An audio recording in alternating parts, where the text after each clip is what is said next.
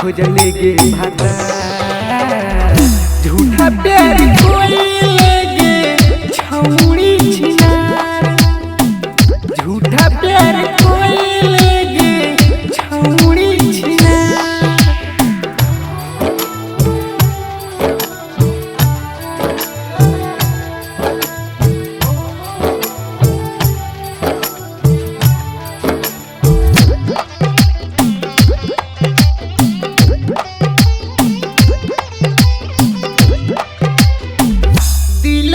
से खेलले तुगे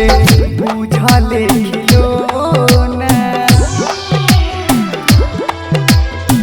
दिलवे से खेलले तुगे बुझले खिलौना पैसे के चलते है कैसे बहनले बिछौना फीलिंग से खेला लोगे फीलिंग से खेला लोगे फेस तो झूठा प्यार कोइले गे छौड़ी छिनार झूठा प्यार कोइले गे छौड़ी छिनार।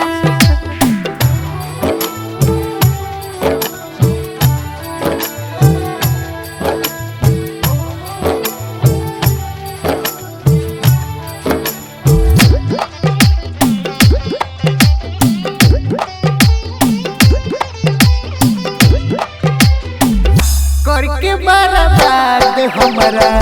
बदलले इरादा